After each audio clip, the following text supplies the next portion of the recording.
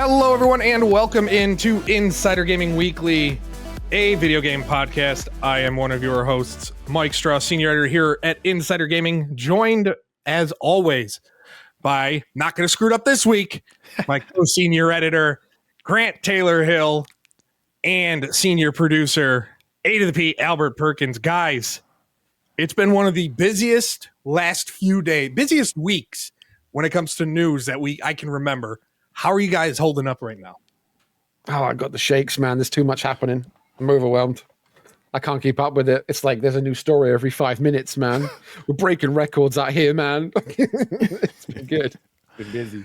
It's insane, man. It is absolutely insane. But I must say, we are keeping it locked in. You guys want to make sure you're keeping it locked over at insidergaming.com, man, because like Grant's saying, man, it's literally like every freaking minute there's a new story dropping. It's like, holy cow, man. Yeah. And what's going to happen is now we're back on. Last week we recorded Wednesday nights.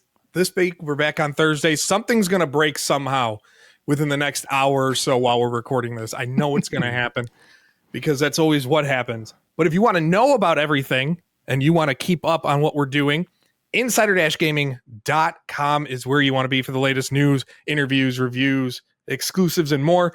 If you are listening to us, you can subscribe wherever you get your favorite shows: Spotify, Apple Podcasts, Amazon Music, YouTube if you want to watch us. Actually, there's video on Spotify too, which I don't know who watches video on Spotify, but if you do, we're there as well. Leave us a review, a rating. It helps us grow our reach. You can also send us your feedback at the Insider Gaming forums, insider-gaming.com/forums, or email podcast@insider-gaming.com.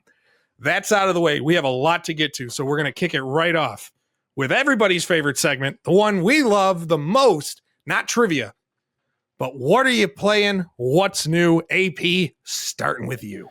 Oh, man, you know what it is, man. I've been playing a lot of WWE 2K25. You know, it's interesting. I think I've discovered a series of bugs in that game whenever it comes to multiplayer. Yeah, it's just an absolute wreck, bro. I see your reaction over there, Mike. Like, no, you don't say. No, man, it's crazy. Did you know I'm bald?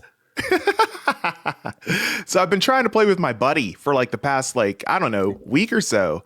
And we just want to do a match where you just select wrestlers. Man, you have to go into the island. You have to do all kinds of creating your own persona in the island in order to just get into a match. And then we tried to go ahead and do my GM because you can do that online now too. So I was like, okay, let's try that out. Bro, he wasn't even showing up on my friends list. I had to defriend him and re-add him in order for him to show up. You want to talk about an insane workaround? Like, what in the hell is going on with this? You know, just, oh my God. So in between fighting off bugs with WWE 2K25, I've of course dove back into Final Fantasy VII Rebirth. Yeah, of course. Yeah, shocker again. Exploring the Cosmo Canyon and having a good time listening to Yuffie sing sweet songs to me. Chocobo, choco, choco, chocobo. I'm on a chocobo. You're on a chocobo. You're welcome. I just got it in your head. You're welcome. So that's what I've been playing. Isn't that one of those chicken things that runs around? Yeah, that's it, man. Yeah. See? So much fun. I never played a Final Fantasy game except for the boy band one, but I know what that is. Yeah. There you go. Grant, what about you? What are you into? I mean, you've had a busy week of reviews. Have you been able to settle down and actually enjoy other games, or are you still in, Adam Fall, Assassin's Creed land? Yeah, I mean, Assassin's Creed is probably the main one, trying to scrape up all of the side content. I know in my review I said the side content is like really rinse and repeat, right? One of the things that I hate is that you'll go to talk to someone, they'll give you a bit of backstory about why they're suffering, and then you'll go and get a task to kill 100 bandits in this one area. And it's that, but times 50 across the map, and it's just really bad. But that's one of my only real, flaws of the game. Apart from that, I've been loving it. But it's not just been that for me, though. Like AP, I've been splitting my time a little bit. Naturally, with all the stuff that's going on right now, Black Ops 6 has been one for me. I've been playing some multiplayer. I have installed Warzone for the first time since 2021, ready and raring to go for the things we're going to discuss a little bit today.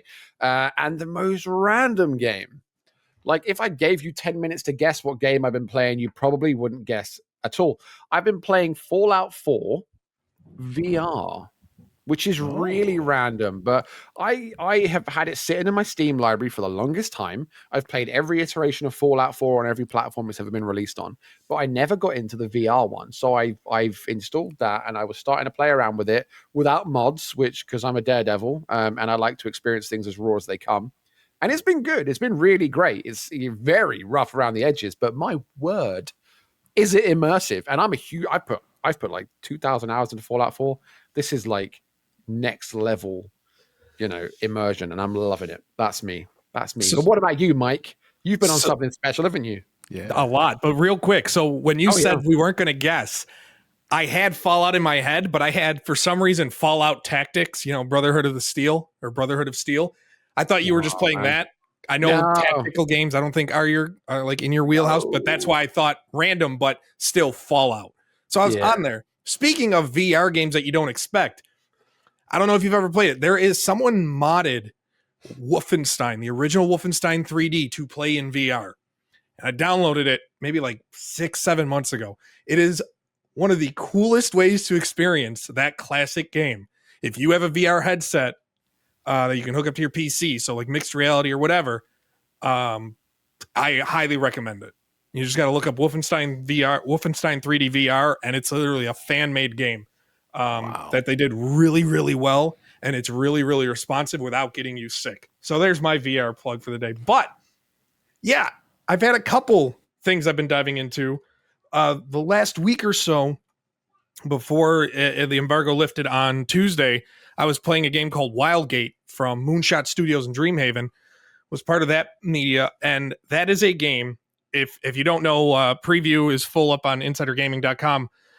It's a crew-based PvPvE game where you're one of 4 teams or 5 teams of 4 people trying to capture an artifact or the artifact and escape through the Wildgate portal to take it. Basically, you're treasure hunters. Like, it's the best way to put it. It is a game without like going full into explaining what the game features. You can read all that on Insider Gaming. It is a game that I truly feel could be the multiplayer game of the year when it comes to just fun. It is, especially when you're with the right crew. So with the media event, we were playing with other members of the media.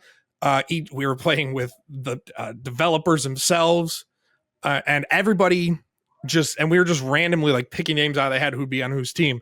And everybody just, 1, got along, which is nice.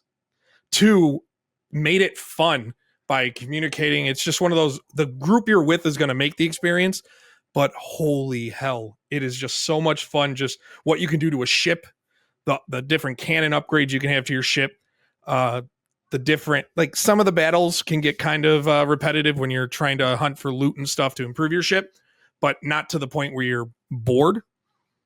And the space fights, when you come across, you manage to find another ship while you're exploring space, and then you just sit there and see who upgraded the best while in your 20 to 30 minute match or whatever.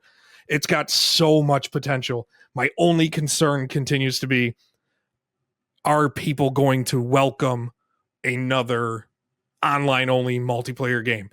If there's one game that can do it, I think it's this. I feel like they're going to put the marketing behind it. The potential is there. I just don't know how much people will gravitate to it. I know I'm on board. Played about 30 hours of it over the course of a week. Because every time I had free time, I'm like, I kind of want to play some more. So I'd hop in. So I'm excited. They have a play test coming up in April, I think like April 10th, that people can sign up for if they want to try it out. And it's supposed to come later this year. The other game that I've been working on or playing for review and kind of early impressions more so than a full review at IG is InZOI, the Sims competitor. Been following this for a while. Talked to the game's director late last year around November. That interview is up on Insider Gaming. You can check it out. It'll be linked below as well.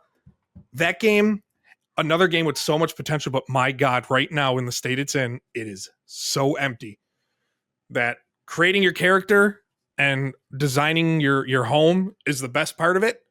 There's some weird AI things I don't care for. I get in practice, in idea they work. In practice, they don't.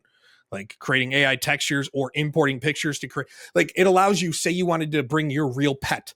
You can put a picture of your pet in the game and it'll try and 3D print it as a thing in the game. Wow. It doesn't work that well. It comes out really, really terrible. So I'm going to avoid that. And there's just, you go out and explore the city and stuff like that. And it puts on, it's kind of like when you look at a front of a brick house, but it's just the brick facade and it's behind it. It's just regular, siding or whatever it may be. It's just got this nice, pretty exterior. It looks pretty, but there's no substance to it whatsoever. And I'm hopeful that turns around. They seem to be understanding that it's going to turn around, but right now, like I'm sitting there trying to write something together for the site, and it's hard for me to say anything about what you actually can do in the game that is worth coming back to, like encouraging you to real play. Even when you do activities like you train your character and stuff, you're just sitting there, and it seems to take forever. No matter how fast you want the game to go, it just takes forever. So there's a lot of space that needs to be filled for this game to be the Sims competitor that everybody wants it to be. But I'm still going to play it, still going to dive into it. Also, Game of Thrones King's Road, I'm going to be diving into that too. So that's going to be fun. I'm excited about that. I'm nervous but excited because it was a mobile game that then turned into a console game and PC game. I don't know how this is going to work. It's in early access. We'll see what comes of it. And all those impressions again are going to be on Insider Gaming over the next week or so. So keep an eye on that. But that's where I'm at. Nice. AP back in Final Fantasy Land doesn't surprise me at all. I keep thinking about it. I'm like, yeah, if it works, it works. I mean, now you might have more people to play college football for because college football is now on Game Pass Ultimate and EA Play.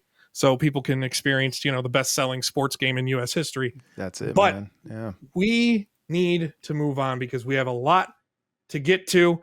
And because we have a lot to get to, and he's involved in a lot of this, he's not just here for the rumors and segment that we normally have. The Gong Lord himself, Tom Henderson, is joining us for the news. Holy cow. This is when we say it's a big episode, it's a big episode. Tom, how are you on this lovely day? How was your trip to GDC, by the way? Yeah, I'm doing good. I didn't realize I was being brought in for the entire episode. No, I'm not joking. But yeah, GDC was very interesting. Obviously, I wasn't in the podcast last week. A lot of interesting things came out of it. From a journalist point of view, I don't think the event's it, if that makes sense. Like it cost me $5,000 or something to go out there in the hotel and the food and stuff, and it's like, I don't know. There was some really big, serious discussions with PR companies and developers and stuff about how things operate because it's just not economically viable for us to do that anymore. To go out to these events and conduct the same interviews at the same time as 100 other outlets and follow the same embargo times and all that kind of stuff. So, yeah, I think there's a lot more discussions that need to be had with that, and maybe in the next few months we'll be able to kind of break the ice on that and start moving that discussion forward. But yeah, GDC was interesting. It was my first one, but it was very the most surprising thing for me was how open everyone is. In terms of like talking and pitching games in hotel lobbies and stuff like that. Obviously, I did DICE last month, sorry. And it was like, there was still people doing pitches and stuff, but it was just on such a massive scale that I was like kind of living in a fever dream. When people don't know who I am and I'm a sneaky little journalist and I'm sat at a table and I can overhear things and I'm like, ooh. The benefit of no one seeing your face. Yeah, exactly. Yeah. But yeah, it was just interesting. It was just one of those events that I was kind of really surprised at in that regard. There's been quite a lot of talk on LinkedIn and stuff about the event in general as well for developers and if it should move cities and that kind of stuff because San Francisco is is really expensive, right? I think it was more expensive for us to go to that than Vegas, so that just tells you how expensive it is out there. But yeah, overall pretty good. Also got a few interviews lined up. We've got some exciting things in the works. And we also got a pretty nice Nintendo Switch 2 exclusive out of it as well that you can see over on the website. Speaking of Nintendo Switch, we'll start the news of the week on with something light, not as deep, but the final Nintendo Switch 1 Nintendo Direct took place on Thursday, featuring a half hour of dozens of games. A bunch, it for the most part, felt like a clear last-ditch, end-of-generation type of showcase with a couple nice things sprinkled in there. We got another look at Metroid Prime 4, which, according to rumors, the report said, hey, that's not going to be at next week's Nintendo Switch 2 showcase, and everybody's freaking out thinking it's going to be delayed. No, it was here today, so he's technically not wrong. It wasn't at next week. It probably won't be. It was here. We got another look at Pokemon Legends ZA. We had Nintendo announce their new virtual game card system, which is one I'm really interested in getting everybody's take on. And then we had, a new Hot Shots Golf or Everybody's Golf, bunch of things. My favorite game, Marvel Cosmic Invasion, was announced. Another 2D side-scrolling beat 'em up with Marvel. Anything like that is my cup of tea. AP, I'm going to kick this to you. What stood out to you, if anything, from this showcase? Oh man, there was plenty. First off, Metroid, it looks great. I don't understand why it took this long. I mean, we've been waiting since 2017 or something, but at least we're finally getting it here. And, I initially thought it was going to end up being a Switch 2 title. And, honestly, being this close, I think it maybe should have been.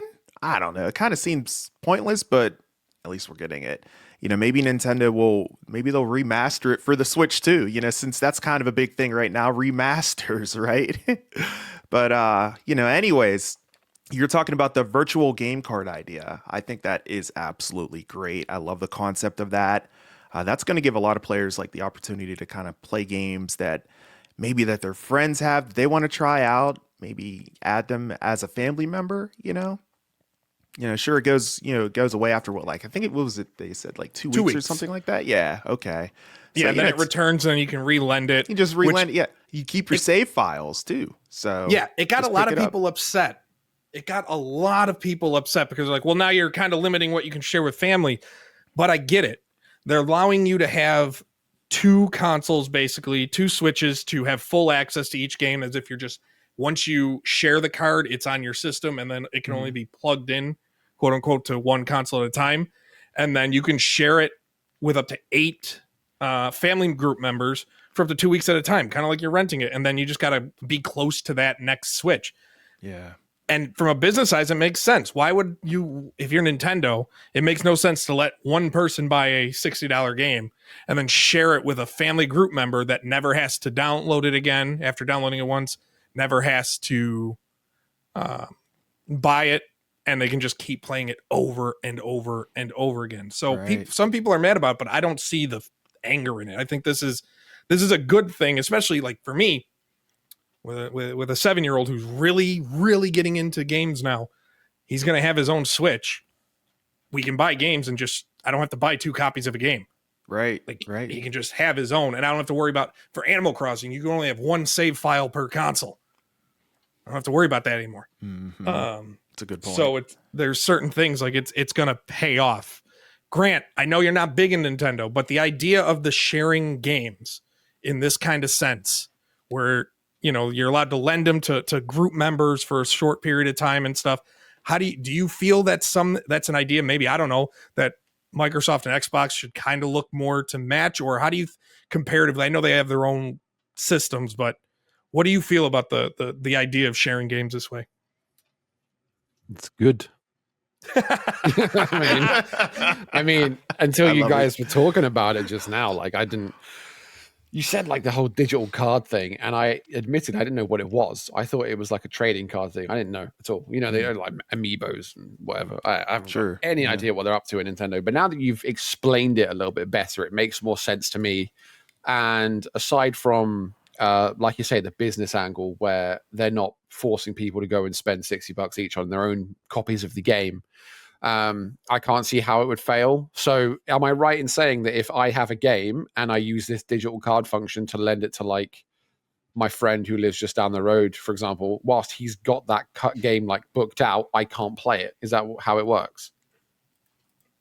You can't play it simultaneously. No, it's basically like I gave you the disc to borrow. It's just digital. It's just digital. Mm-hmm. Yeah, I mean that.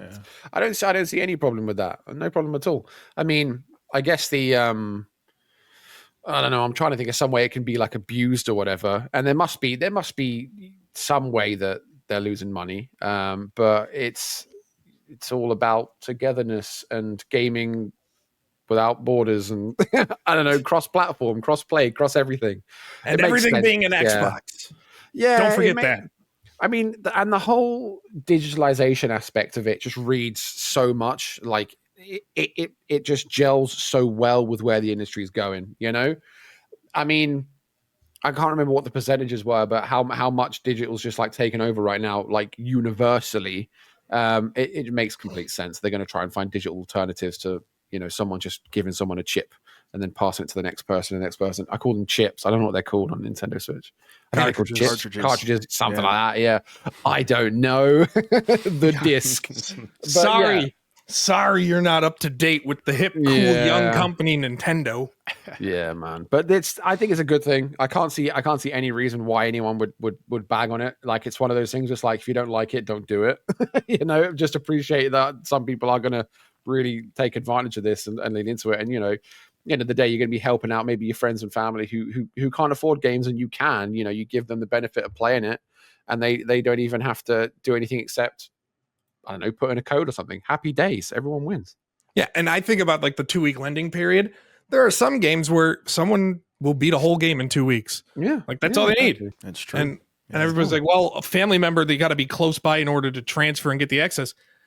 I don't know. I don't think I'd let somebody be in my family group if they didn't live near me or weren't in my actual family. But that's an interesting concept as well. Like how far, like, are we talking geographically? They've got to be close to you. Mm-hmm. They have to be the consoles have to be physically like near each other. Like that. Yeah. Right. Okay. Mm-hmm. Well, that makes sense. I guess that means you're not going to be lending your games to a guy a couple of hundred miles. You know. Yeah. I couldn't lend them to you. Okay, well that makes less sense then. That I'm not a fan of. That seems pointless, because at that point, if it's digital and they've got to, like, the consoles have to like touch each other to get the games. They just have to be on the same. They have to be on the same network, basically. Okay. Switch. I thought we were going back to like old infrared. Do you remember that? Do you remember infrared? Oh yeah, with the old Game Boys. Yep. Yeah. No. They just got to be on the same wireless network. Right. Okay. Yeah. So we're wrapping up the Switch generation. Switch 2 is coming out. We have the Nintendo Direct for the Switch 2 on April 2nd. That's going to be a huge day. We had Best Buy Canada today, you know, spoil when pre-orders, but then they took it down because it might not be the actual date. They said April 2nd, the same day as the Direct, that pre-orders were going to open. But then after people started to spread it, they took it down. So thanks, Best Buy. Real good on you for doing that. Yeah, I know. You're no longer the Best Buy. I'm going to go to Circuit City. It's another store that doesn't exist in the 21st century. Depressing. But so we have that. I'm sitting here wondering what we're going to get with the Switch 2. But that leads to, we're going to just touch on this before we move on to the other big story. We had an exclusive thanks to Tom. And Tom, if you want to chime in on this one, Nintendo Switch 2 will have a 3-phase launch plan for its games. Is there stuff you heard at GDC like you talked about? Mm-hmm. The one thing that kind of stood out with this is certain third-party devs not having dev kits, and it's kind of confused a lot of people. Yeah. That was my bad. I'm going to hold my hands up to that. But yeah, essentially, I should have worded it a little bit better. I think I did say that the majority of third-party studios will get the dev kits in June, but for some reason, some people missed that I put that bit at the beginning and just assumed that it meant for everyone. But yeah, third-party studios do have dev kits at the moment. So like your big ones, EA, Ubisoft probably, and all the big ones have it. It's the smaller studios that are probably scheduled to launch their games in the second/third phase that don't have them yet. And I think that's just because Nintendo's been notorious in trying to prevent leaks. They are very secretive in that regard. And obviously if these smaller third-party studios with 20, 30 developers, maybe they just see it as a bigger risk if they get the dev kits. So, I heard that from GDC overall. It is a bit weird, and like Albert said, like with games like Metroid Prime 4 still coming out for the regular Nintendo Switch, it makes me think, well, why didn't they just delay it, presumably by a couple of months, and have it to bolster that Nintendo Switch 2 launch lineup, right? Mm-hmm. Another thing that I heard at GDC, so I heard this from one developer at GDC, and also heard it separately in an email. And I'm trying to emphasize here that this isn't confirmed or anything like that. If it was legitimate, then we would have run with it on Insider Gaming. So definitely take this with a huge pinch of salt. But the dev kits, or some of the dev kits, don't have a 4K output. So that tells me, does it mean that the Nintendo Switch 2 will also not have a 4K output when it's released? I don't know if any of you guys have got any opinions on that or not. I'm not sure if there has been dev kits previously that haven't matched like resolution outputs on the final console and stuff, but that is something that I've heard. It wouldn't surprise me if that's what Nintendo did the resolution output, but I've never heard even PS5 dev kits, Xbox Series and Xbox One dev, they matched almost piece for piece what it was going to be. That way everybody can know. Yeah. But also, if you're developing a game for 4K, do you really need to preview it in 4K on a dev kit console? You just need to get it run at HD and you can probably go. So It's kind of like, I would get if it doesn't, but that would go against every leak that's happened. Should it not have it? Every single leak has had it'll be 4K in some way when docked. So maybe it'll just be maybe it's not actually 4K, it's just upscaled 4K when docked. So there's no need to have a 4K output on a dev kit if it's 1080p upscaled to 4K. Yeah. It should also be said as well, dev kits also come in different iterations, right? Like the first one is slightly different to the one that people get sent out on bulk. Like I know the PlayStation 5 Pro and the PlayStation 5 had 3 different iterations. Obviously, with Nintendo being as secretive as they are, it's hard to know how many iterations they had. But yeah, from what I've heard from a couple of people, is that the dev kits don't have a 4K resolution output. So, like I said, don't run with it as gospel, but it's just something that I thought was a bit interesting. And hearing it from one of the people that I did, it was even more interesting, if that makes sense. I can't get into it. It wasn't some randomer that approached me at GDC and was like, hey, Nintendo Switch 2 dev kit doesn't have 4K. So yeah. So with Nintendo, now I guess we just got to wait until April 2nd and see what happens. But you know what we don't have to wait for? More Ubisoft fun. Seems like every week there's something. And this one started good. It's going to something that could be good, but a lot of people are worried about. We'll start with the really good stuff. Assassin's Creed Shadows is out. For the most part, it's being accepted quite well. Issues here and there. You can read Grant's review at Insider Gaming. Again, linked below. But it has sold 3 million copies, or it's 3 million players, I should say. They're being key to not say it sold 3 million copies. They're saying 3 million players in 7 days. It is the second best launched Assassin's Creed to date. I'm not surprised, but my question is, and it kind of leads into the next part of this, and Grant, I'll start with you. Was this enough to is this launch maybe enough to save Ubisoft's reputation for now, or do you still think they have a lot of work to do here? I mean, it's a stopgap. If it doesn't save Ubisoft's reputation, it might save Assassin's Creed's reputation, because that was a bit shaky. Like Mirage came out and that was good, but that was a spin-off at best.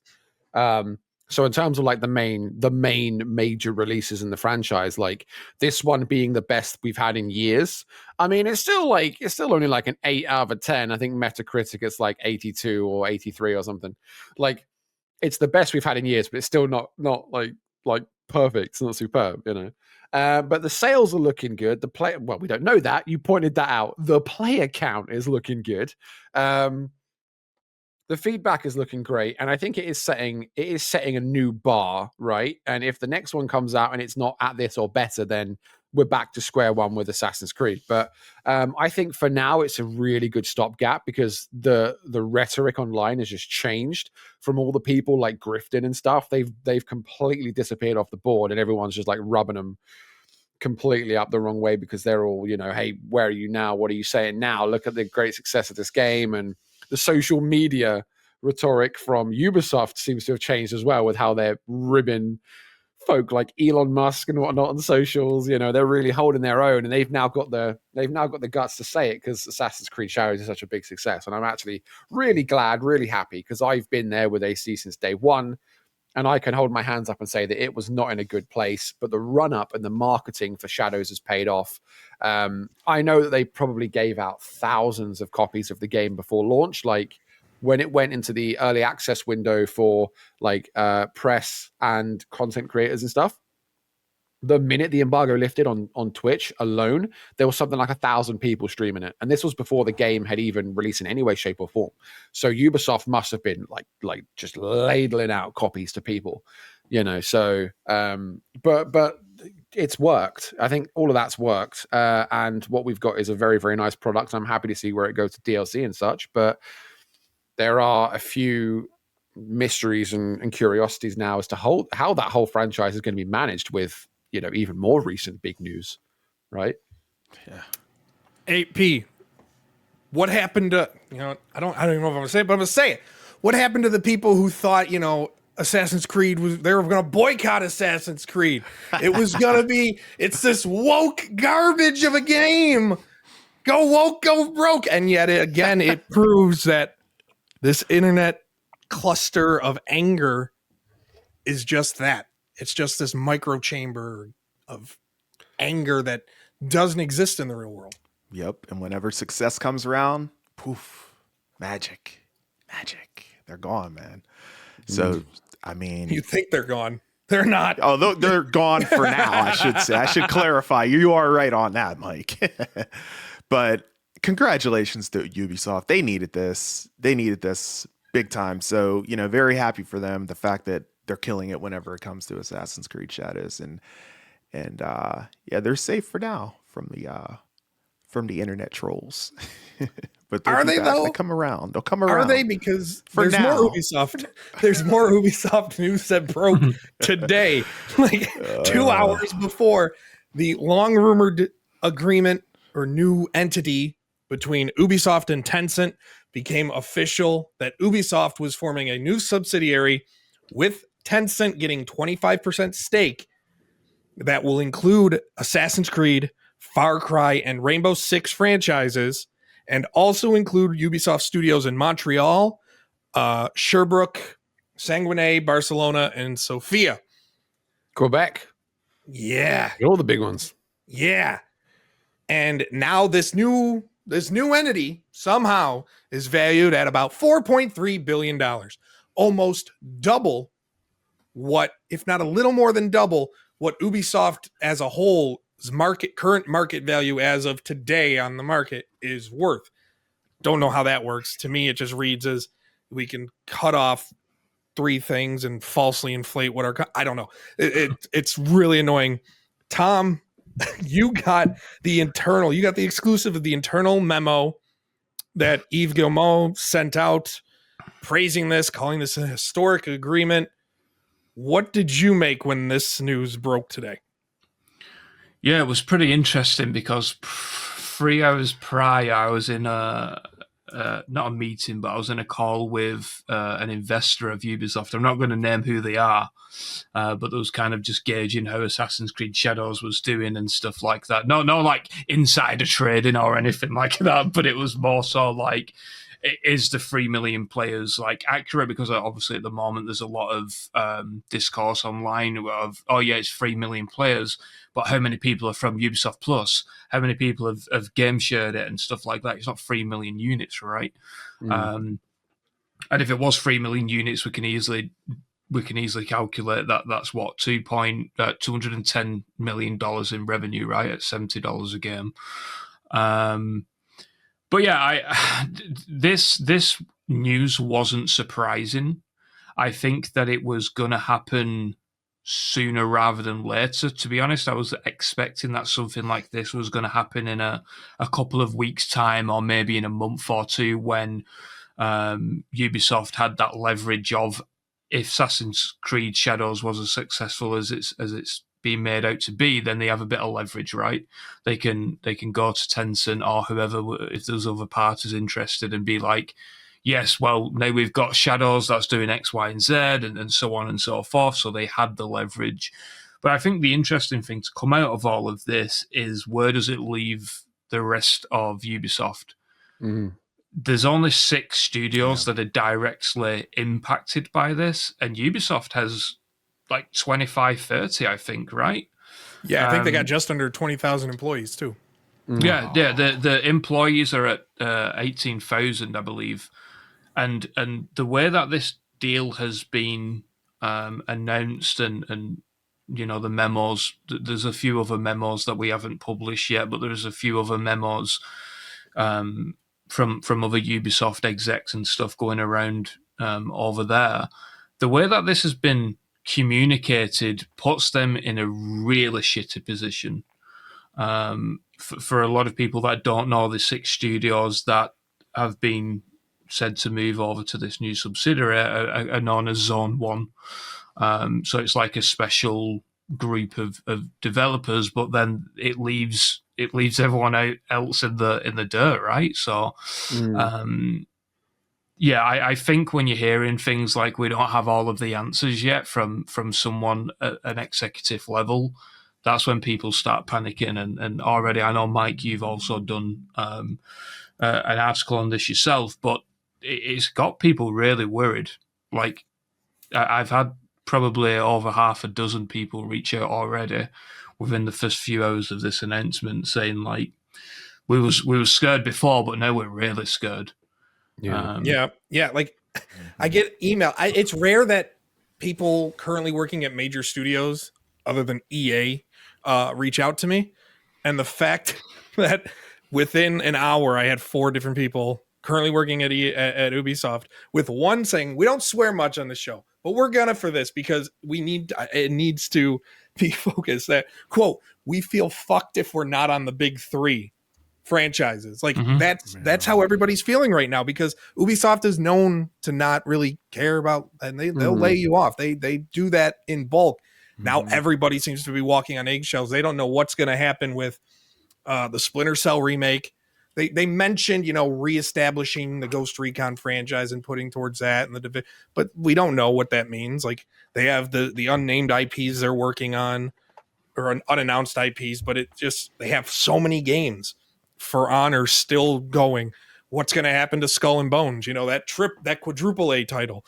Like, so many people are just, like you said, they're scared, and rightfully so, in an industry that is constant right now. And like, good for getting their money. For the people working on those franchises, they're probably 10 times happier right now. Yeah. Or less nervous, I should say, than everybody else. And that's not with a company, 18,000 people. That's maybe a few thousand who are feeling okay right now. Yeah, I think ultimately this is, I think within the next 3 to 4 months, there's going to be a few articles that are going to be out there about layoffs over there. Yeah. Because the thing with Ubi as well is that the market cap and the valuation of the company, in my opinion, is very undervalued. I think they're trading at $14 at the moment, around there, maybe $13, $14, and it should be like 25 plus. but the problem is that they're still not cutting out the cause of all of the problems, which is the Gullimon brothers, right? Like it's them and the executives, and they're not like they're just leaving it and hoping that this new subsidiary is going to do absolute bits, and we still don't know what control Tencent might have in this. We know that they've got 25% share rights, so we know that, but there's going to be a lot more layers to this deal than what's been reported. So it's going to be interesting to see exactly how everything pans out over the next few months. I think there's going to be a lot of hard talks and interesting times for Ubisoft. Yeah, I listened in on the conference call they had right after they announced it, and now they're anticipating the deal being finalized and approved by the end of the year, no later than the end of this year.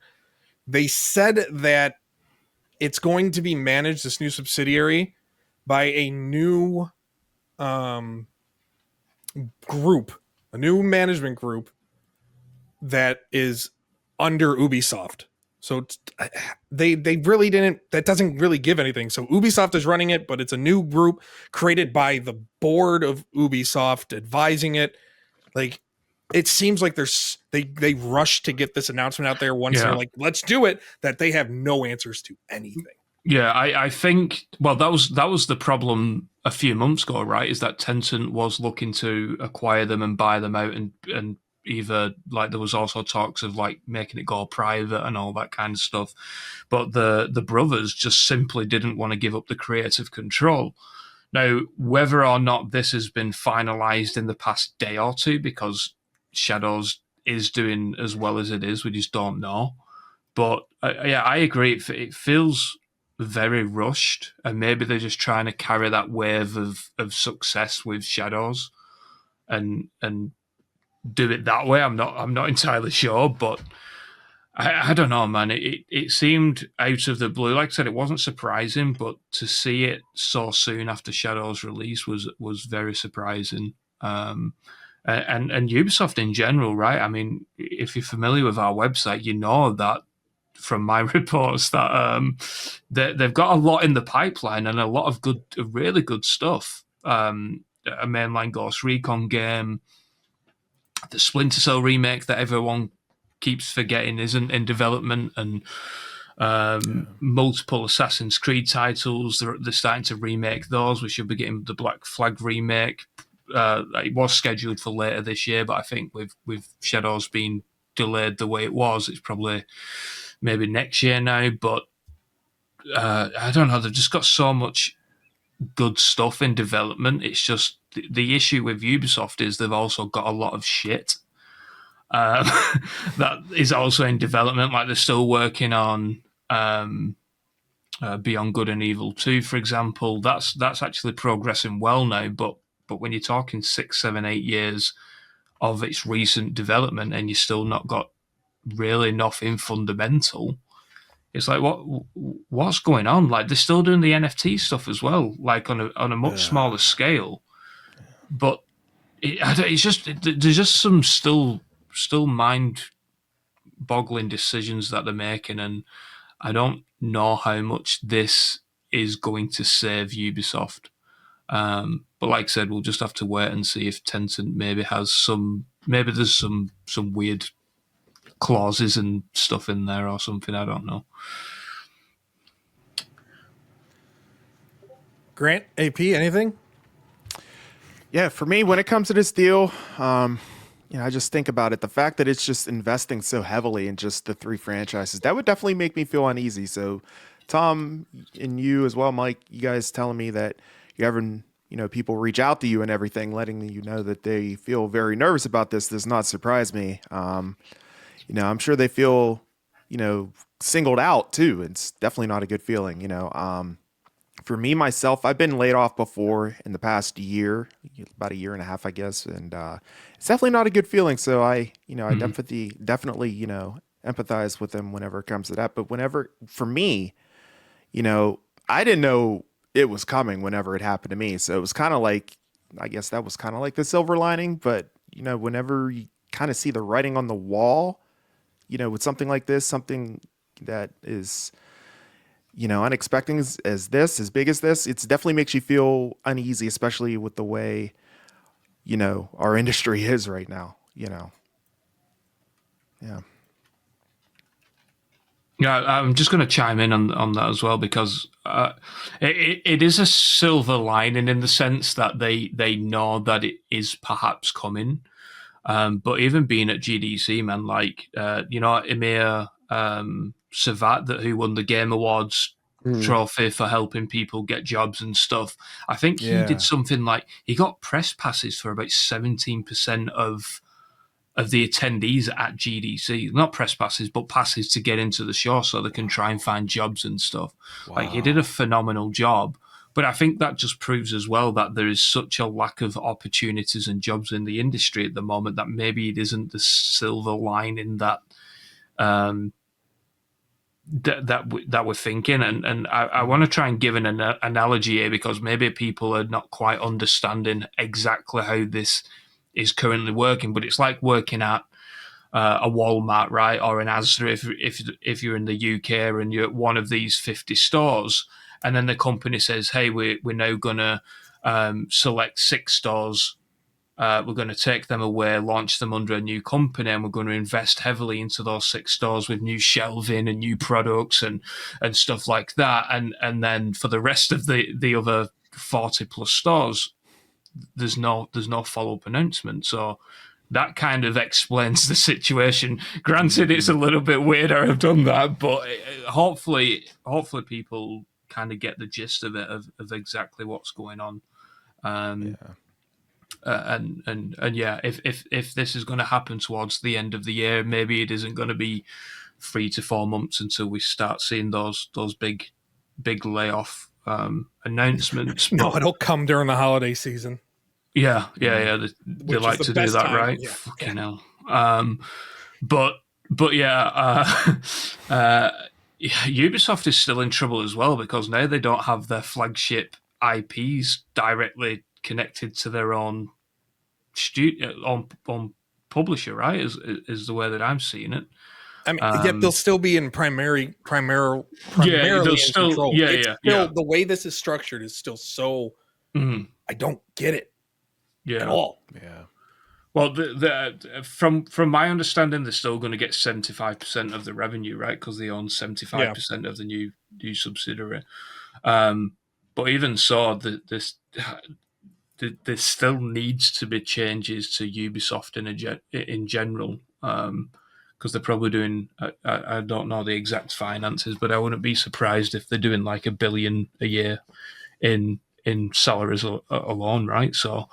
Having 18,000 people on payroll isn't cheap, and I can say this. I already know that there's a few Ubisoft studios even before this that was expecting that soon they would be closing the doors, especially following the announcements like of Leamington, and I think there was also Ubisoft San Francisco, and there was a couple more that closed the doors a few months ago. So yeah, interesting times. I don't know if you've got anything to weigh in, Grant, because I know that we've kind of left you in the dark there, and I do apologize. No, I mean it's just echoing what everyone else has said, really, isn't it? Like, what does it mean for the smaller franchises? Because I caught up with Ubisoft as well, employees, and that's the consensus, is what's happening with stuff like The Division and Just Dance and Ghost Recon and whatever. What about these guys? And I agree with, like you say, it seems like it was a bit rushed. Like, they're trying to capitalize on being in the press right now with Assassin's Creed Shadows, and they want to keep that ball rolling and saying, hey, look us, we've got massive investment, we're going to do really good stuff now. And then, like you say about the whole split between taking those 19,000 and then breaking off enough that they can support all this new venture, but then you're still leaving the vast majority, I imagine the majority spread around all those other, like you say, 15, 20 studios. So I imagine in successive conference calls and memos and updates and whatever, they'll feed it out appropriately, but we are going to see studios close. We are going to see layoffs. I think it's inevitable. One angle that I was talking about as well with someone else and from Ubisoft is it's kind of like it's more in my world is like the esports side of things, because Ubisoft's big esports product is Rainbow. And Tencent are obviously no stranger to esports. They own Riot Games, one of the biggest esports operators of, in the industry with League of Legends and Valorant. So it'll be interesting to see where they go with that, if they want to invest more into it, because Six Siege is kind of a powerhouse right now for esports, but now they've broken that off. Is that going to stay the same? That's something in my world. So I can't say it doesn't make sense. We knew it was on the cards. We knew something was going to happen. It was months ago that the rumors started up. So I think, like you say, we'll talk about the silver lining thing and people expecting this to happen. Like you kind of always think like, oh, it won't be me.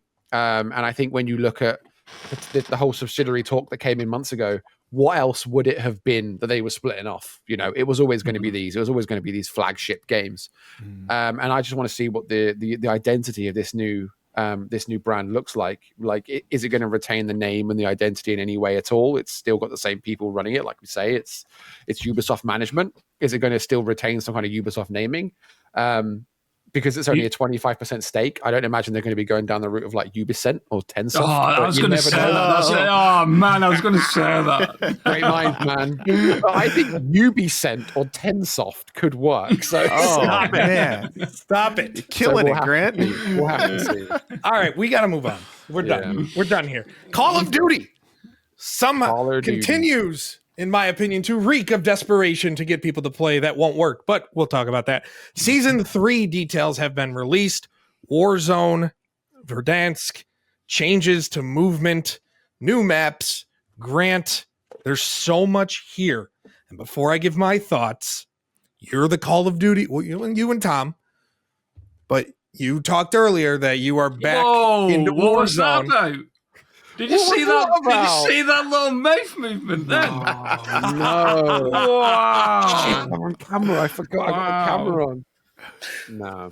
Yeah, We're gonna have sorry, some mate. fighting. Continue. We're Wow. going to have fighting. If you're not watching this, go watch us on YouTube or on Spotify, and you will see around the 51-minute mark what the hell just happened. I think we had a 1v1 like face Rust. and nature All right, did, then. man. They went on Yeah, all Rust right, with then. interventions.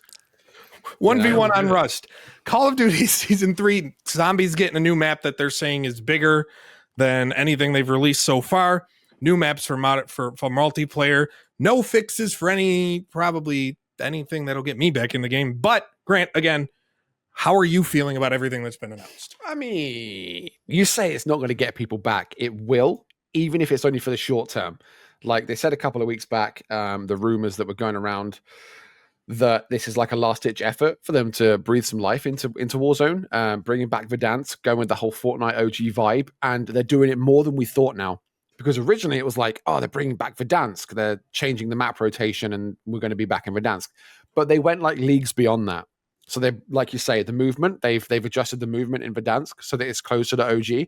They've got some OG, like some of the best meta weapons coming in, like the Kilos coming back, the AMAX. There's a conversion kit that makes the SWAT 556 turns it into a Growl. The HDR's coming back. Kali sticks. Some of the classic operators are returning, like Rose. This is the scummiest thing, though. They've taken Rose, which is, for those who don't know, one of the sweatiest Call of Duty skins of all time. She was released in 2020 after the game dropped, Call of Duty Warzone, and the whole skin top to bottom in black. So you can imagine you're fighting indoors or in a dark, dim lit area. You are so OP, and everyone that wanted that competitive edge brought Rose. Or, sorry, went through the battle pass to unlock Rose, because that's how you got her back then. But now, the all-new Rose, because they know people are coming back to Verdansk, because they know people are going to want the sweaty skins, you can only get Rose if you buy the upgraded Black Cell Battle Pass at a cost of $30. So that is the most thinly veiled money-making scheme I've ever seen in my life. But it looks good, right? It looks really good. They've pumped technology into this to make Verdansk the best it can be with like the latest technology that they've got. The studios have collaborated again. All of the quality of life stuff that we wanted before is back, like floating loot, like the buyback system, like the gulag, the original gulag is back in the showers. It's everything that I would have wanted from like a revitalization of Verdansk, so much so that I have reinstalled Warzone for the first time since 2021. I am going back to play it, and I am hugely excited. But season 3 in general is just packed with content. Like they put up their big like roadmap graphics when they do a new season, And this one was like crazy. Like the classic map remastering of Firing Range. The new maps they're doing look really, really good. They've got all this like, I don't know why they do it, man. They do it every year. All this 420 stuff coming in. So they've got all this like weed themed map reworks and like limited time events. Greatest thing they added. Don't care. Jay and Silent Bob and the Adventures of Bluntman and Chronic, baby. Yeah, that's it. That'll sell. Tracer packs, man, they love them. But they've got all of that, right? So I'm wrapping up with I'm expecting great things, and I think one of the things they really, really need to pinch is the cheating thing. Team Ricochet, they've been doing work recently, like they're making more strides. What they've been focused on recently was the unlock tool stuff. Like if you've got if Ricochet discovers you're using a weapon camo that was unlocked with an unlock tool, that weapon camo gone. It'll just disappear as soon as it detects that you're using it. And they're changing up like how it works in ranked with cheaters. Like if you're in a game with a cheater and you lose and it detects it, you get the SR back. And there's all these things that they're doing. That's one of the things they need to really, really pinch. And if they can get that locked down and you can actually have a great session with your friends in Verdansk, not run into cheaters and soak up everything that this nostalgia trip has to offer, then yes, COD is back in Warzone, even if it's going to only be for a few weeks. I can't see how people can say this isn't going to be at least a short-term revitalization. I'm not saying it won't be a short term. I'm just saying it just reeks of desperation. Because when they're, and what made me think that, and Tom, I'll get to you right after, what made me think that is they're making the changes to movement. To me, to bring it closer to OG, to me that says we screwed up, but we're not going to fully admit we screwed up. We're just going to kind of subtly admit we screwed up. And just backs up my point that Omni movement was the worst damn thing to add to this franchise. I was just about to say, here comes the Omni movement bit. It's gonna come, and it just as soon as I'm like, it's that Brooklyn Nine-Nine vindication. Like that's exactly how I felt, and I don't know. It just feels like this is. I still stand by. In 5 years' time, Halo will be bigger than Call of Duty again. I like that eerie silence after you say that. Because I'm the only one who probably believes that. I'm just letting the audience like absorb it and quickly type the hate comment. Let that sink in. It's let that sink in. 100%. But yeah, like it's interesting, right? Like obviously I'm a Call of Duty player. Admittingly, with Black Ops 6, I've been put off it quite a bit. But I think the goal with Verdansk, right, is to bring back players. And from my understanding, and we did do a report on this, is that decision was made following the success of Fortnite OG. When that came back, Fortnite had the biggest amount of concurrent players it had ever had, right? And that's when that decision was made. They delayed the Avalon map or whatever it's called to bring back Verdansk. But I don't know. I just don't feel that Verdansk has that star power and that nostalgia feeling. Maybe I'm wrong on that, but when this happens, man. Yeah, but when like Grant, when this happens and releases, do you really see Call of Duty Warzone doing 1 million concurrent players? 1 million? Yeah, 1 million. Nope. Well, you really think that 1 million people are going to come back to play? How many are concurrently playing now? Like 55,000, right? I think something. Well, that's if you're looking at Steam. Yeah, well, I mean, everyone knows that you take just the Steam numbers, right? And that's the thing. You take Steam's 51,000 that are currently on, and that's across all Call of Duty games. That is Black Ops 6, Modern Warfare 3, Modern Warfare 2, and Warzone. So that's 51,000 on Steam for those four. So you break that down. 25% of that. You got what, 15,000 or so are just on Warzone. That's a great number. To say no, it's not going to hit 1 million for Warzone. Well, maybe it will. Maybe it will across all consoles. But that's what I'm saying. I was seeing like just a Steam number. I mean, look at like it peaked a couple of years back on like viewership, right? And viewership in like 2021 or something like that had this crazy skyrocket. It got to a peak of like 1.5 million concurrent viewers and stuff. And then that wasn't even for anything. I don't think that was even for anything like massive. I think there was some in-game reveal or something. It might have been for one of the new releases or whatever. Mm-hmm. But like, I think there's enough hype around it, and there's enough people that played it the first time that even if it goes for like 5 minutes at like 1 million plus, I can see it happening easily. I think there's just so many people, even the people that are like the naysayers, people that are saying it won't save it, it won't revitalize it, they're going to play it just to see, just to go in and say, let me see what it's like. Let me see what the fuss is all about now. Is it really any better? And if they can capture the attention of those players, then they're in a good spot. I feel like the people who are completely done with it have moved on. Yeah, I'm in the same boat. Especially when it's 100+ gigs to download it back. Yeah, I'm in the same boat, and I think there's been a few content creators as well that are now into the likes of Marvel Rivals and said they're not going to go back and stuff. That's what Tim said. That's what Tim the Tatman said, for example. He was like, I've played 200 hours in Marvel Rivals and they're not even paying me. Like, well, I mean, the amount of bookmarks he's probably got on that, people waiting to see. Well, you never know, right? Activision could slide him $100,000, and I bet he'll start playing it real quick. Okay, I get in for that. Yeah.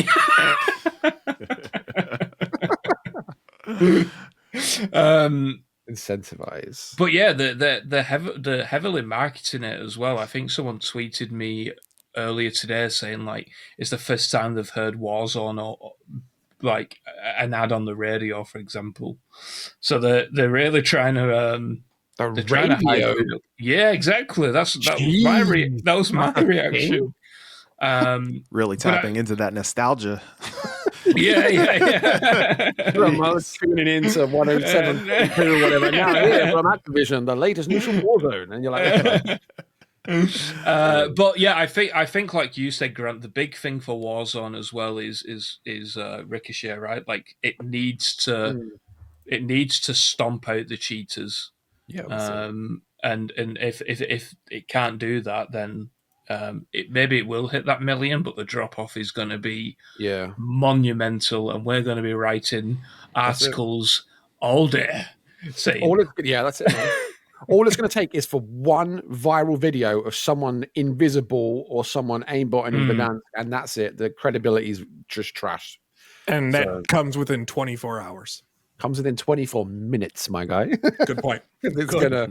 Someone's going to get through somewhere, because obviously it's hey, Verdansk is new and they're doing all these new, but fundamentally it's the same platform, it's the same code, it's the same version, whatever, nothing's new there.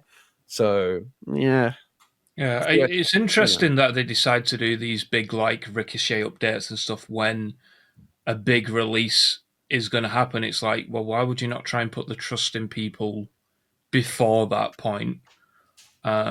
Because that would have a bigger impact when it launches, right? If people know that they have stomped out the cheaters. But for me, I just don't think it's got the legs to bring that many people back, or maybe as many people as they think that it will do. Yeah. And then where on earth do they go from here, right? Like, do we see a Verdansk playlist all the time and that's it, and they just hope that nostalgia carries this for another few years, because they got really lucky with Warzone in the COVID era. That's what got everyone back to Call of Duty, right? Mm-hmm. So yeah, interesting times. AP, what do you think on everything? You've been awfully quiet this segment, just like Grant the last one. Oh, I'm here. For longtime fans, I feel like this is it's obviously exciting. Speaking of as far as like the nostalgia goes that I was talking about earlier, but maybe a bit of a reach here in what they're trying to do, but at the same time, they seem like they're at least trying to do something, trying to reach the demographic that loves the nostalgia whenever it comes to Call of Duty. And it kind of feels like they're coming off like playing a big old game of whack-a-mole to find out what works, what doesn't work. But nostalgia, to me, from what I've always seen, in these industries, speaking of the video game and even in the entertainment industry, nostalgia just works, man. And I can't slight them for it, for at least trying it. Yeah. Moving on to the last news story of the week before we get into some rumors. Like I said, there was a big show, and we're gonna wrap up the news with some GTA 6 talk. We have a release date. No, I'm kidding. We don't. And that's the problem. Is that at GDC it was the topic of conversation, and a report dropped from the game business that at least 3 major video game publishers are ready to delay their games to avoid competing with Grand Theft Auto 6. In surprising absolutely no one that people would say that. The report says that, quote, a boss of one of the world's biggest game publishers told him that Rockstar Games always sucks a lot of money and, more importantly, time out of the market. We don't want to be anywhere near that. We're working up multiple different plans for our titles. We've heard this before.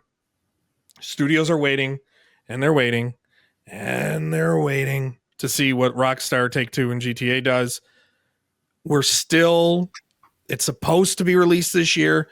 We're about a month away from Take-Two's next earnings call, which hopefully by then we have final, update on if it will be in this calendar year, I should say. Are you guys getting as tired as I am about hearing it's like the when it, won't it type of argument? Are you October 24th, man? October 24th. I'm still saying November. It's still too close to Borderlands if it comes out this year. AP, how tired and over this are you of GTA, pussyfooting around here? It's between that and when's everyone going to release the second trailer? When's Rockstar going to release the second trailer? That was supposed to be Tuesday.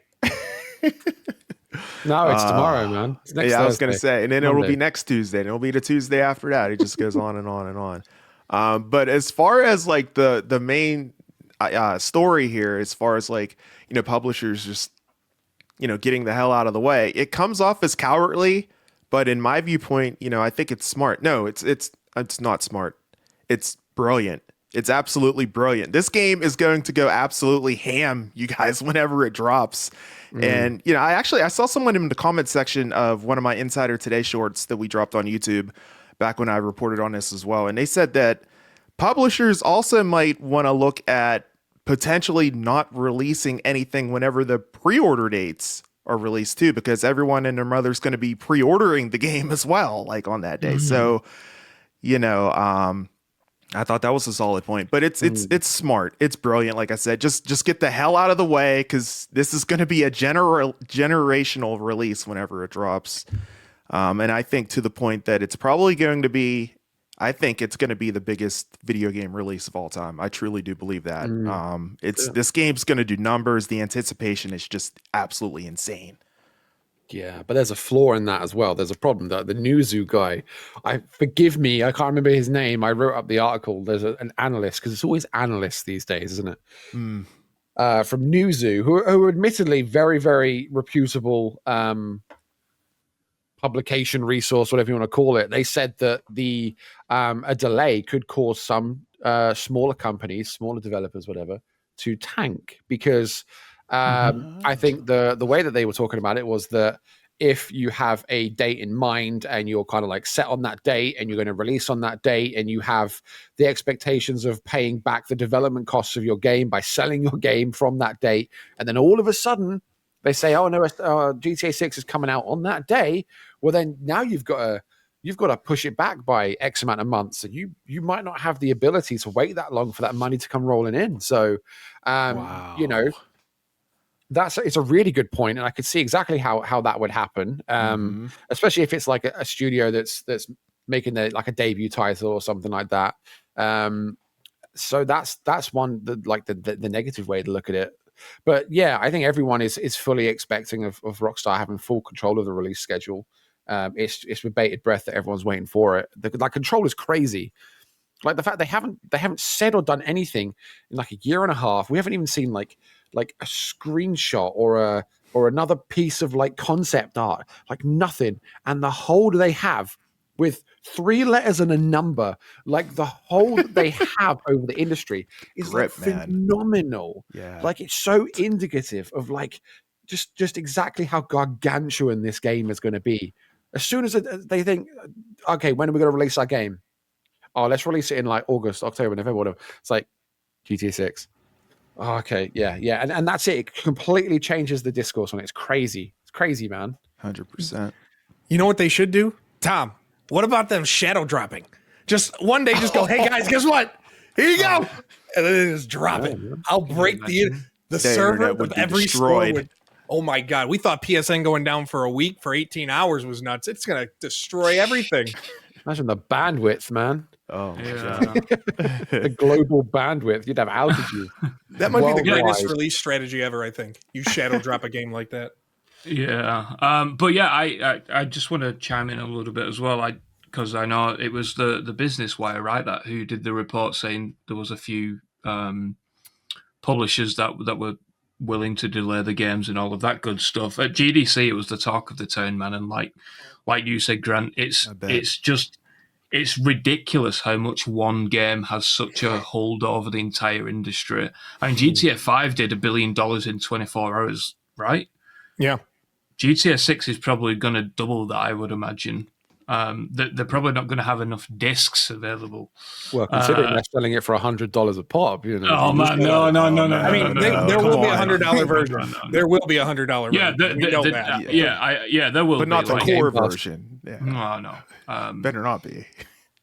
But yeah, there was a few interviews that I had out there, and I said, this game's fantastic, but when is it going to release? We're waiting on GTA 6. Literally every single time, and I'm of the same opinion as that analyst that Grant mentioned as well.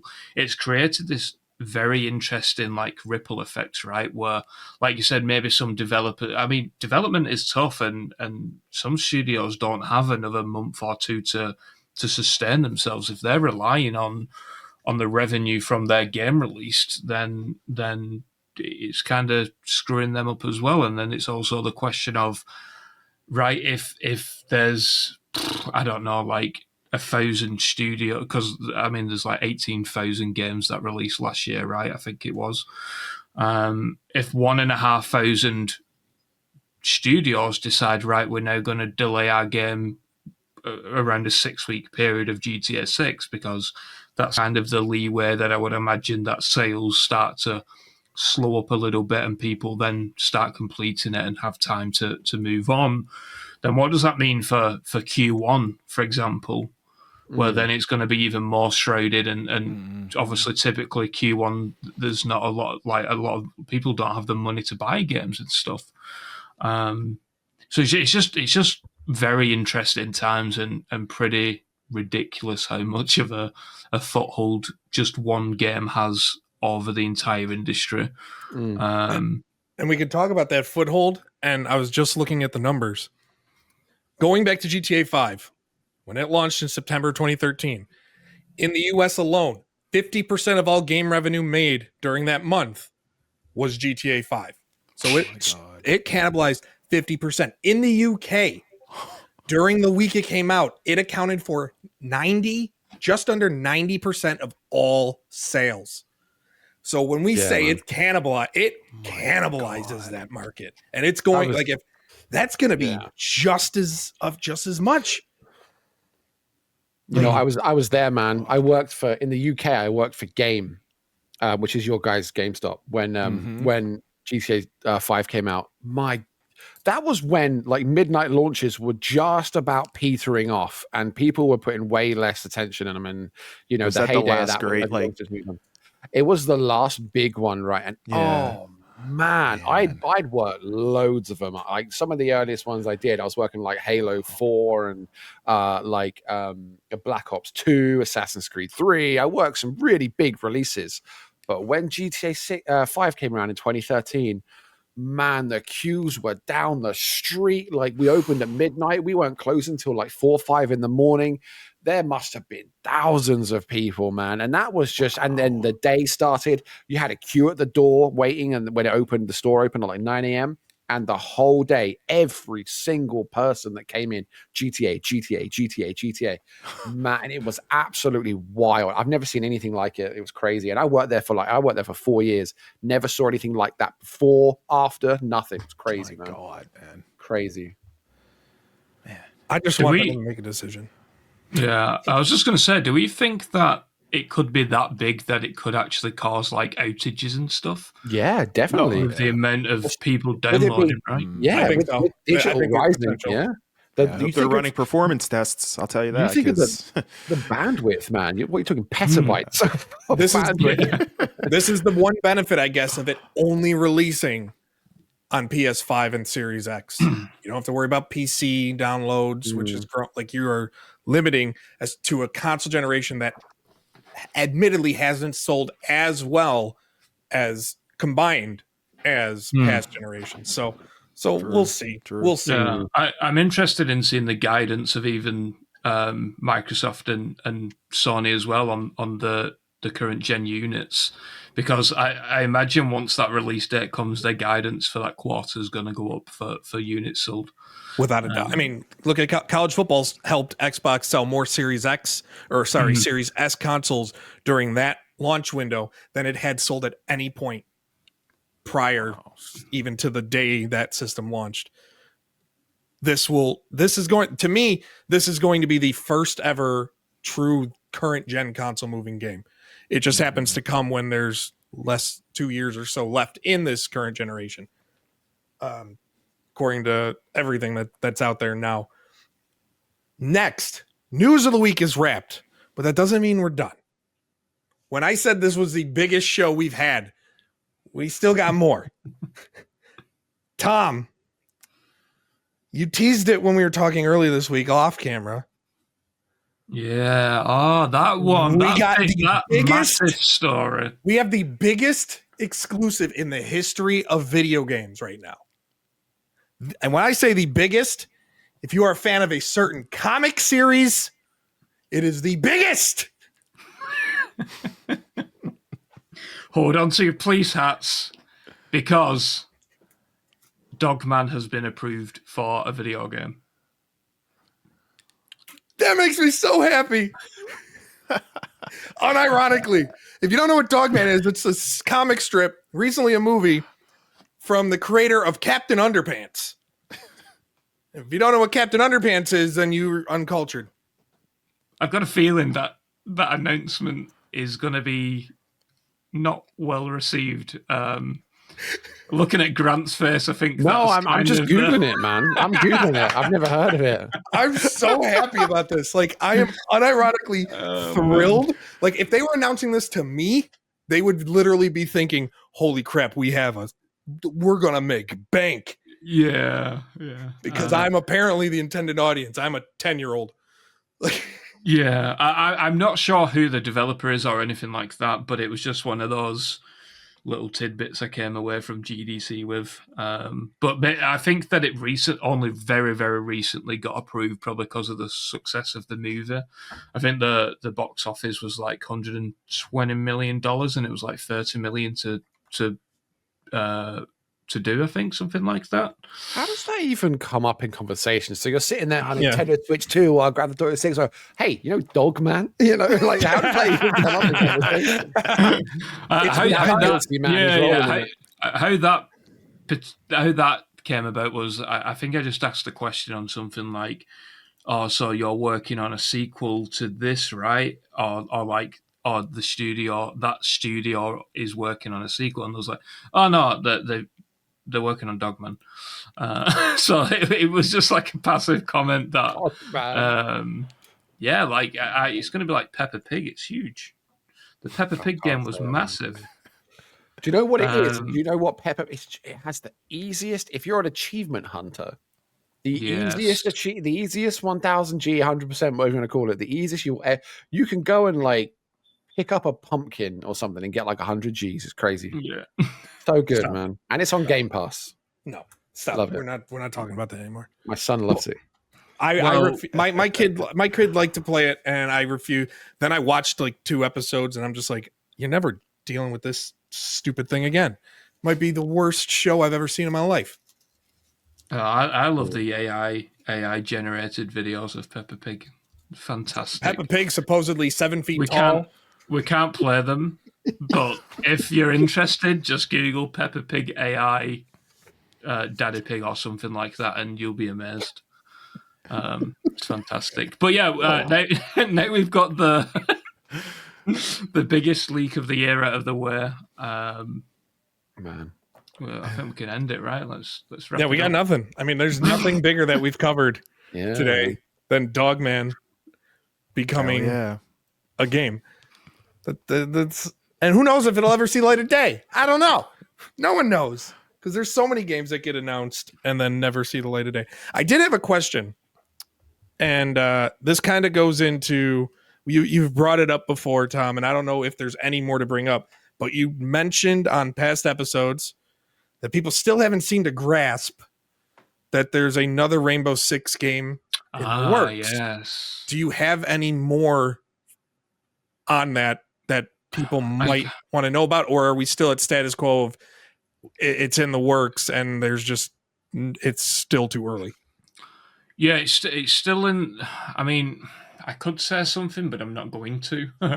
I mean, we always had the idea, right? Like, if we've got something big and exclusive and concrete, I mean, we made the exception for Dogman because it just was such a huge announcement that it's going to do absolute numbers for the podcast, right? But yeah, it's still in the works. I'm hoping to have something out in the next couple of weeks on it. But now it's like it's even more interesting with the whole Ubisoft subsidiary and stuff like that. So who knows? Maybe there's going to be even more Rainbow Six games soon. But I think that one is fairly close to releasing. We're not talking like 4 years. It's within a year or two. But yeah, we'll leave it for an exclusive, and we'll catch up on it in a couple of weeks, hopefully. But yeah, on Dogman, I'm not going to let this one go. Do we think that developers and publishers are going to delay their games when that's announced? They should. Probably. Yeah. I think EA should if it comes anywhere near Battlefield 6, EA needs to cancel. What if they cancel?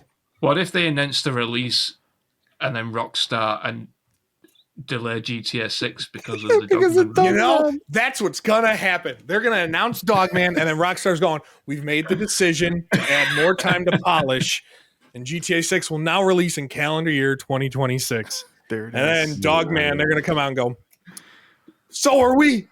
Oh, bro, no. We got a Dogman game before Grand Theft Auto 6. No way. Well, as we should. When's he being added to Fortnite? When's he but genuinely, if you've not seen the movie, I thought it was really fun. I watched it with my kid. Yeah, it's a nice little. It's one of those silly kid movies that has some humor that adults like. Yeah. I loved it. I like that in Bluey. Bluey's good for that. That's what dude. Except that game was awful. That was just shovelware to capitalize on the fad of Bluey. It felt like a mobile game that they charged $40 for. My God, and I know these are games made for like 3-year-olds, but I still have to watch them play it. Like I'm watching my kid play this game, and I'm just like, what did I just spend money on? I spent money on this. I spent $40 on this garbage. Man. We've gone from such a high to such a low in the space of 30 seconds. This is what people tune in for. Insider Gaming Weekly, the home of exclusives and breakdowns of Bluey. I'm done. I'm tired. It's time to wrap it up. It's been a great week. It's been a long week. This is literally our longest episode. But that's just because we had so much to talk about. AP, where can the people find you? Yes, sir. You guys can always find me over on YouTube, youtube.com/@weeklywrapup. Had a huge stream yesterday talking about Marvel, Avengers Doomsday. Got to check it out. Looking forward to that. Also, additionally, guys, you can also find me over on X @theweeklywrapup. I'm also on Insta with the same handle. And additionally, Blue Sky @Albert Perkins. What about you, Grant? You can find me everywhere under the same name, Nukov. That's basically it. I'm on Twitter and Instagram and TikTok and Twitch and all these platforms. And we've got lots coming up. So when it comes to follow me on socials, I've got a really cool thing coming up on the April the 8th. I'm going to the BAFTAs and I'll be on the red carpet at the BAFTAs, and there's going to be like video content and hopefully some really nice chats with some very important people over there in London, London town, my local spot. So that'll be really good. So make sure you check me out on socials, and we'll see what we can do with that. So that should be really good stuff. And obviously that'll all fall through to Insider Gaming anyway, but we'll see what happens. But that's where you can find me, Nukov, everywhere. You can find me Mike? everywhere. There we go. Yeah, I was like, you can find me everywhere. Mike Straw Media. Make sure you are following Insider Gaming at Insider Gaming IG on Twitter, Insider Gaming, insider-gaming.com, Blue Sky, youtube.com/Insider Gaming. If you have any comments on the show or you just want to yell at us and tell us or agree with how great Dogman is, email us at podcast@insider-gaming.com. And with that, Albert, because Tom doesn't like to play. Everybody knows where Tom is. Tom still has yet to show his face. Get us to 1 million subscribers on Spotify, then maybe we'll do it. He said 100K. He said 100K on 100K. YouTube. Whoa. Silver play button. I said 100K on YouTube. Let's That's what I not said. throw Spotify in there as well. Oh, that's why I said Right. 1 million Okay. on Spotify. All right, we'll do that. But you can find me at Dogman. Oh, people are going to joking, be so mad. Yeah, And I love it so much. Just Tom Henderson. And if you can't find me because of all of the underscores, then whatever. People will find you. People will find you somewhere. Look for the red snowmobile. Goes to create a parody account right now. AP, take it away. For Grant, Mike, and the dog man Tom, I am your host with the most dates, the P. Albert Perkins, and we will see you on the inside. Chocobo, chocobo. I'm on a chocobo. You're on a chocobo.